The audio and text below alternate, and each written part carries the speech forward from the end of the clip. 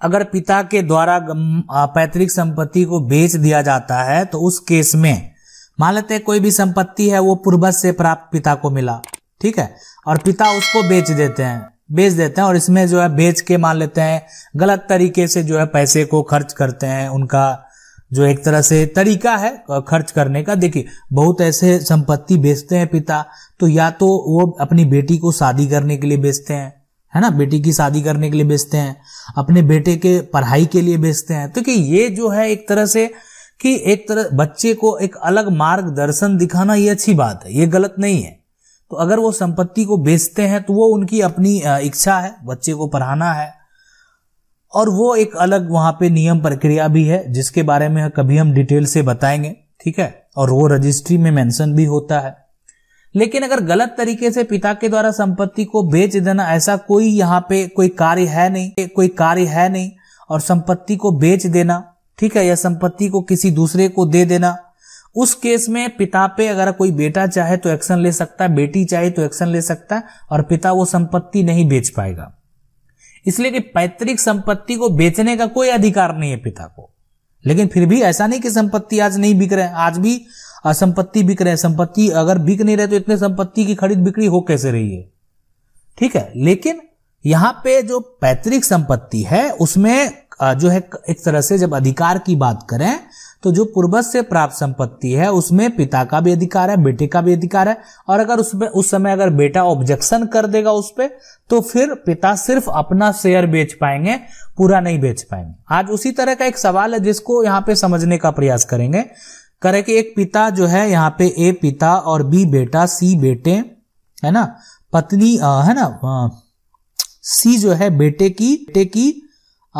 की पत्नी और डी है बेटे की बच्ची ने ए ने जो है ना पैतृक जमीन बेचकर दूसरी जमीन बी के नाम से खरीद लिया, बेटे के नाम से खरीद लिया। इसके बाद जो है ए और यहाँ पे और बी दोनों ने वही जमीन किसी अन्य को दान कर दी, ठीक है, ए और बी ने अगर दोनों ने जमीन को दान कर दी। अब सी जो पत्नी और डी बेटी, इनका कोई हक उस जमीन पर अधिकार है कि नहीं, तो 100% अधिकार है। सबसे पहले तो ये साबित करना होगा कि उन्होंने पैतृक संपत्ति को बेचकर वो संपत्ति, मतलब वो जो है संपत्ति खुद कमा कर नहीं खरीदे हैं, ठीक है। तो ये चीज आपको वहां पे प्रूफ कर देना होगा और आसानी से आप कर सकते हैं। इसलिए जो संपत्ति बेचा गया उनके द्वारा, उसके बाद ये संपत्ति खरीदा गया जो है उनके द्वारा, तो ये तो आसानी से आप प्रूफ कर सकते हैं। उसके बाद वो जो संपत्ति खरीदा भी गया है ना, तो वो पैतृक संपत्ति ही कहलाएगा। इसलिए कि पैतृक संपत्ति को बेच जो है उस बच्चे का अधिकार होगा, है ना, तो बेटे की बच्ची है उसका अधिकार होगा उस पैतृक संपत्ति में और वो अपना अधिकार हासिल कर सकती है, ठीक है। लेकिन इसके लिए अब आपको न्यायालय का सहारा लेना तो पड़ेगा। अगला सवाल है कि हेलो सर, गुड मॉर्निंग, यदि किसी का घर बिक गया हो और किसी कारण वह जो है रेंट पर रह रहा हो और उस टाइम यदि उसको किसी जॉब का फॉर्म फिल करना हो तो किसी जॉब में कोई डॉक्यूमेंट देना हो जैसे कि रेजिडेंशियल सर्टिफिकेट, इनकम सर्टिफिकेट, तो वह जो है यहाँ पे कैसे करेगा? एड्रेस जो है कहीं फिल जो है होम, उसके बाद साथ ही उसके पास कोई जमीन भी ना हो। तो देखिए सबसे पहले आपके पास जो आइडेंटिटी कार्ड बनाया गया, आधार कार्ड बनाया गया, आपका वोटर आईडी कार्ड जो है आपके पिता माता जहां भी देते होंगे और उसमें जो एड्रेस अवेलेबल है वो आप रेजिडेंशियल बना के दे सकते हैं। और लोकल एड्रेस में आप जो है जहां पे आप रेंट में रह रहे हैं वो लोकल एड्रेस मेंशन कर सकते हैं। तो कहीं से तो आपका होगा, अगर मान लेते हैं लोकल एड्रेस में ही आपका वोटर आईडी कार्ड बना हुआ है तो आप सारा इंफॉर्मेशन उसी का देंगे, ठीक है, और कि आप यहां पे रह रहे हैं लेकिन आपके पास कोई प्रॉपर्टी नहीं है, बस आप यहां पे रह रहे हैं, ठीक है, तो वो आपको मेंशन करके देना हो। सवाल है कि सर मेरा जो जमीन है वो मेरे परदादा ने ली थी, पैसा दे के उस टाइम सर लोग नाम नहीं करते थे तो मेरे जमीन का कागज नहीं है सर, उसको कैसे बनवाएं?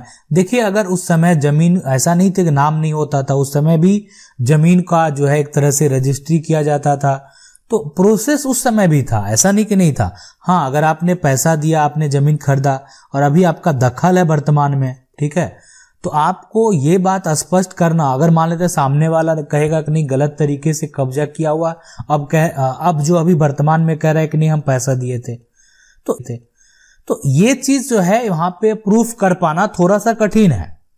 इस बात को प्रूफ कर पाना कि आप उसका जमीन जो है वो खरीदा हुआ है, और ये अगर आपने जैसे बात किया परदादा की, तो काफी लंबा समय पहले की बात है ना, आज की बात नहीं, बहुत पहले की बात है। तो इसमें अगर मान लेते हैं इस केस में अगर देखा जाए एक तरह से, तो जो सामने वाला है जिसके नाम से अभी वर्तमान में संपत्ति है, तो उसके पास प्लस पॉइंट बहुत ज्यादा हैं, इसलिए कि आपके पास कोई सिर्फ यही दलील है कि आपके पूर्वज जो है वो पैसे दिए हैं, बस उसका कोई प्रूफ नहीं है। तो थोड़ा सा जो है वो साबित करना मुश्किल होगा, लेकिन फिर भी आप प्रयास कर सकते हैं। दूसरा जो है आपके पास यहाँ पे एडवर्स पोजीशन का भी एक कॉन्सेप्ट है कि आप 12 साल से अगर अधिक संपत्ति को कब्जा किए हुए हैं, उस पे रह रहे हैं, और जो एक तरह से संपत्ति का मालिक है उसका भी एक तरह से कोई भी खोज खबर नहीं है, तो उस केस में आप खबर नहीं है, तो उस केस में आप मालिकाना हक का दावा कर सकते हैं। तो यहाँ भी आपके लिए भी एक प्लस पॉइंट है कि अगर मान लेते हैं कि खरीदने वाली बात नहीं है, तो इस पे भी आप दावा कर सकते। सवाल है कि सर नमस्कार, मेरा आपसे एक निवेदन है कि अगर किसी पिता ने पैतृक संपत्ति की आय से और संपत्ति खरीदी, तो उसके वारिस सभी उसके माने जाएंगे या वो चाहे जिसको दे सकते हैं। देखिए, कोई भी किसी से अगर मतलब कमाई करता है ना, तो फिर उनका वो इनकम का स्रोत हो गया, वो उससे आय कर रहे हैं। उन्होंने कोई भी पैतृक संपत्ति को बेचा नहीं है, पैतृक संपत्ति से कमाई की, मतलब उन्होंने मेहनत किया, उससे कमाई की और उससे उन्होंने संपत्ति खरीदी। तो इस केस में वो किसी को भी देने के लिए स्वतंत्र हैं। अगर उससे कुछ भी खरीदते हैं तो वो किसी को भी दे सकते हैं, अगर पैतृक संपत्ति को बेच कर नहीं खरीदे हैं तो। सवाल है कि what after the death of daughter when she had not any brother and father is dead. देखिए, इस केस में अगर पिता हैं और उनकी भी मृत्यु अगर हो जाती है, और अगर उनकी बेटी है उनकी भी मृत्यु हो जाती है, तो बेटी के अगर वंशज हैं तो वो पूरा उस संपत्ति का हकदार होगा। ठीक है, अगर कोई भाई नहीं है, ठीक है, भाई भी नहीं है, बहन की भी मृत्यु हो जाती है, तो फिलहाल अगर मान लेते हैं फादर का संपत्ति है, तो उस संपत्ति का जो सबसे पहला राइट होगा वो पत्नी का होगा। पत्नी कहने का मतलब है जो डॉटर है उसकी मां का होगा। ठीक है, पत्नी का पहला हक बनेगा यहां पे। उसके बाद अगर पत्नी भी नहीं है तो उनके पिता अगर हैं तो पिता का हक बनेगा। अगर पिता भी नहीं है, ठीक है, और पत्नी भी नहीं है, तो फिर भाई का हक बनेगा।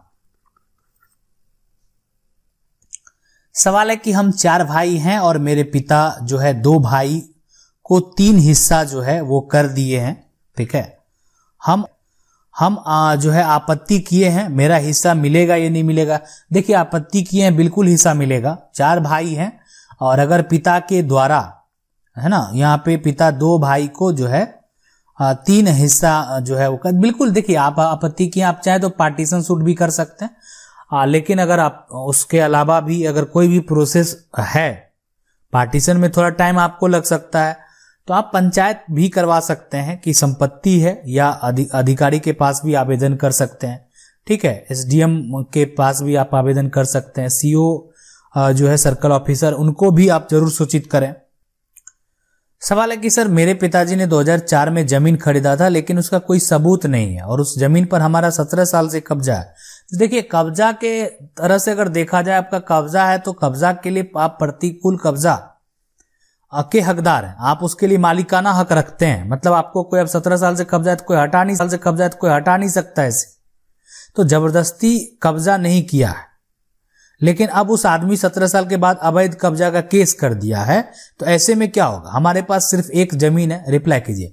सबसे पहले तो आपको सबसे पहले गवाह तैयार करना होगा, आपके घर के बगल के लोग जो आपके पक्ष में गवाही दे कि आपका जो है वो एक तरह से जबरदस्ती कब्जा नहीं है, आपने वो जमीन जो है पहले खरीदा था और किसी कारण बस जो है वो आपके नाम से वो जो जमीन के मालिक है वो नहीं किए, है ना। आप उन पे ये कर सकते हैं कि उनके द्वारा जो है वो रजिस्ट्री आपको नहीं किए, जमीन आपके वर्तमान में दखल है, किसी भी हालत में जमीन आपको दखल नहीं करने देना है, और आप खुद से ये आपको दलील जो है वहां पे दे सकते हैं, या आप चाहें तो भी केस फाइल कर सकते हैं।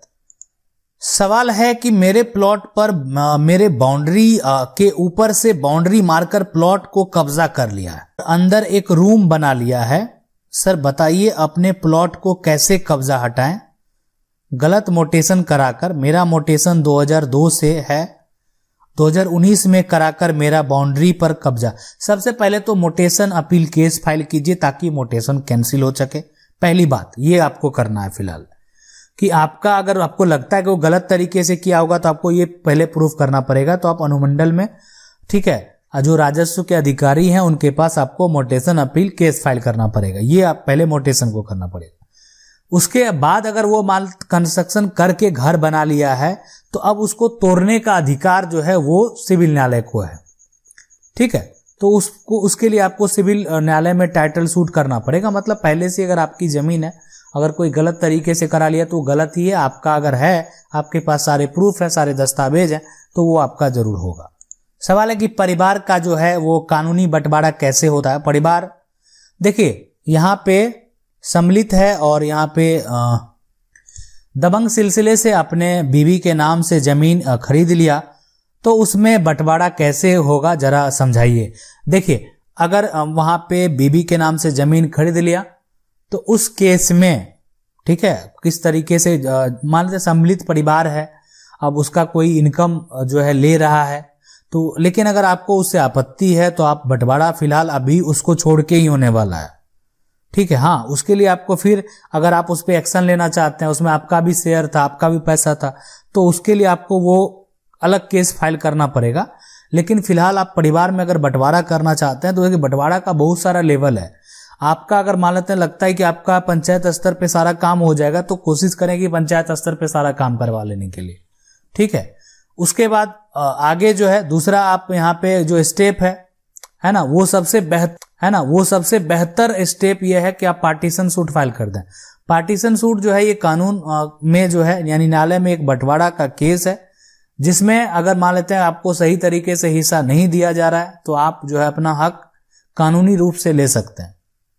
तो इस तरीके से आपको सभी जो भी हिस्सेदार हैं उसको नोटिस जाएगा, उसको उस नोटिस को का जवाब देना पड़ेगा, ठीक है। और आप जो भी संपत्ति है उसका पूरा डिटेल देना होगा और उस आधार पे जमीन संपत्ति का जो है बंटवारा कर दिया जाएगा। आशा करते हैं वीडियो अच्छा लगा होगा। वीडियो को लाइक जरूर कर दें। चैनल को पहली बार देख रहे हैं, सब्सक्राइब करके जो बेल आइकन है उसको जरूर दबा लीजिए। मिलते हैं अगले